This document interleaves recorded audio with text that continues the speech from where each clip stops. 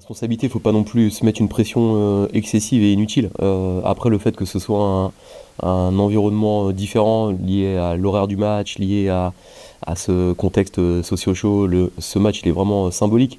Ça reste au bon moment pour nous pour aussi nous sortir d'une forme de routine d'habitude. J'espère que le fait de jouer dans un stade qui sera, je l'espère en fait, va nous donner l'énergie suffisante pour essayer d'arracher une victoire et nous mettre à la relance. Je pense parce qu'on a quand même cette force d'avoir un peuple derrière, des socios, un public, et demain on est tous conscients et on connaît la symbolique de ce match. C'est le match que beaucoup de gens attendaient, c'est le match, il y a un maillot qui sera particulier, il y a beaucoup d'éléments. Après, nous concernant, ça ne doit pas nous écarter de la préparation, des éléments de la préparation qui sont toujours les mêmes, quel que soit le contexte, mais le fait de jouer dans ce stade demain à 15 h avec un public qui sera en fait, je pense que ça va nous aider, en tout cas je le vois comme ça. Je veux pas dédouaner les joueurs, le staff et moi-même de nos responsabilités, mais je pense pas qu'il y ait eu un match où les joueurs ne se sont pas battus, donc il faut pas non plus associer la défaite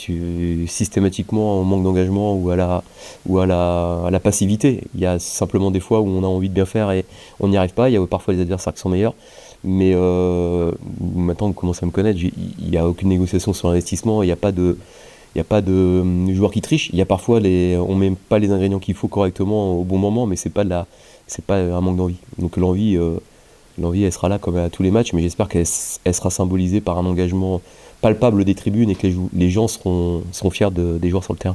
J'ai pas envie de dire que c'est pas loin parce qu'à chaque fois qu'on se dit ça, on n'est pas dans une démarche de progression. On peut aussi penser que en réitérant ces performances-là, ça viendra, mais de toute façon, à un moment donné, faut un électrochoc et un déclic. Donc il faut qu'on fasse en sorte que ce déclic arrive maintenant. Donc de dire qu'on n'est pas loin, c'est vrai, mais pas loin, c'est toujours trop loin. Donc il faut qu'on trouve les bons leviers. Le foot, évidemment, c'est toujours l'activité et la problématique centrale, mais à partir du foot, il y a une dominante mentale, physique, sociale dans un groupe, d'engagement, de motivation, de lecture. Voilà, sur le match, on voit très bien entre une victoire et une défaite. Sur l'action d'avant, on a une action avec Diego qui n'est pas conclue, et sur l'action d'après on fait une erreur, il y a un corner, on est deux, enfin voilà, ça peut faire un 0 pour nous, ça fait un 0 pour l'adversaire à la 47e. Bah, c'est toute la symbolique de la période. Il faut qu'on fasse en sorte que plutôt que de faire 0-1, ça fasse un 0 et qu'on soit en capacité de pousser après et de mettre un deuxième but. Ce que je dis aux joueurs, les joueurs aujourd'hui ont besoin d'un collectif fort pour se reconnecter à leur football. Ça passe d'abord par le collectif. Si on veut trouver les solutions individuellement, on s'égare, et surtout on n'est jamais dans la bonne solution quand on fait ça. Donc il faut faire des choses simples et les faire ensemble. Et puis un match, on n'est pas obligé de le dominer pendant 95 minutes pour le gagner. On l'a vu à Orléans et on l'a vu à Rouen, qui nous ont pris des points. Rouen nous a battus. Ils ont globalement un temps fort de 10-15 minutes et quelques mini escarmouches, mais ils ont pris 3 points. Donc c'est aussi à nous d'apprendre à faire ce genre de prestations quand on est moins bien. Je peux pas rester les bras croisés et attendre en me disant, on est dans une période où un entraîneur doit aussi être protagoniste et actif. Se dire qu'on va mettre la même recette et les mêmes choses en place, ça fera le même résultat, c'est mal connaître le football. Il y a parfois un élément qui évolue, qui change, et tout change.